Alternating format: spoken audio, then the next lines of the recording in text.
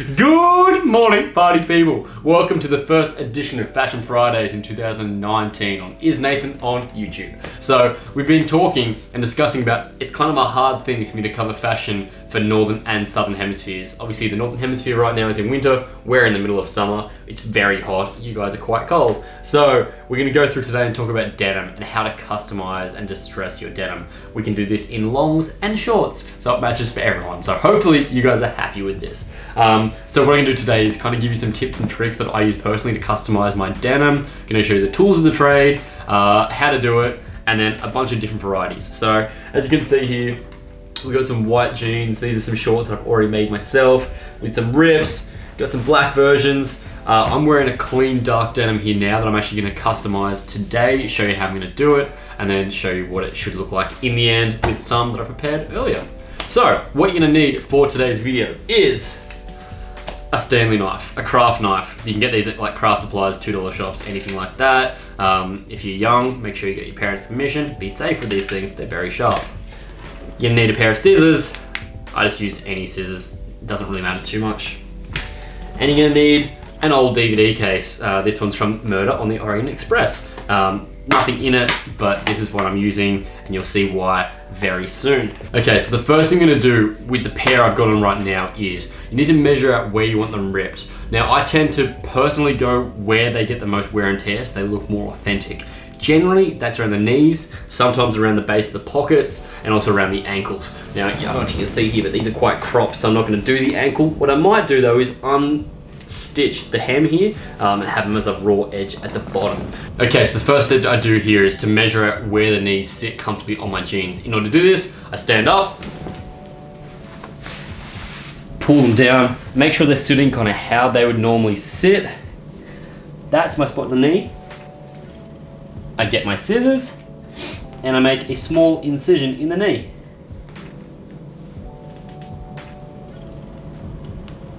Very small, you can barely see that, but that's all we need to get started. Okay, that's it for that. So I'm gonna whip these off, I'll replace them with the black pair, so I'm not sitting here in my underwear, as much as I know you'd like that, and we'll get started. Okay, in the black shorts now. So, this is where the DVD case comes in handy. I lay out the jeans on my lap, pull out my old DVD case, and I place this down inside the leg, behind where we're going to be cutting. Now the reason we do this is when we're using the razor blade, we're not going to cut through both sides of the denim there. Trust me, it really helps. I've made that mistake in the past. So with the denim, the way I like to create my rips and pieces is I like to have that sort of cross thread still remaining as much as I can. So I'm going to be cutting the thread that runs down. Denim is like a woven, whatever, type of fabric. So if you cut horizontally, you're just going to cut through this line, and this line's still going to remain. And often this is the line that's undyed, so it's still going to have that contrast, which is really nice. Razor blade. Now, so as you can see here, I've got that little nick I've done with the scissors.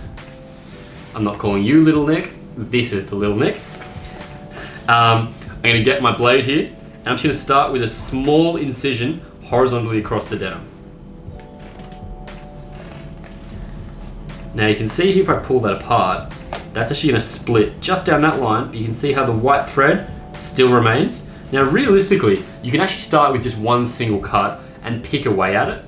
That's going to create this sort of look here that I have on these jeans. So this one's actually a bigger cut, but you can see the way that you've got the cross threads fraying on either side. That's because there's one big cut across there and I've just sort of pulled at it.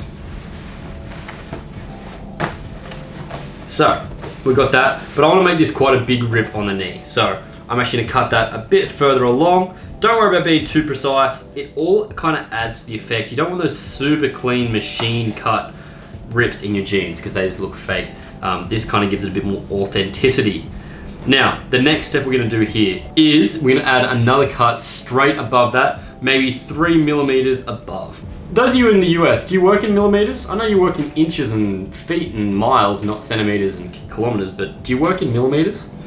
Comment below and let me know how to talk better for you guys. Just in general, how to talk better. So, 3 millimeters, you can figure out that one. Really quite close. And we're gonna do another little line straight across the denim here. Now, I'll do another one, 3 millimeters straight above that, and and another one again. Now what you'll be able to see here is we're starting to get a few more rips and pieces in the denim. What you're able to do now is just run your fingers along and you actually pull out those threads that you've cut. So the threads that are running vertically down the denim will just pull out and piece out.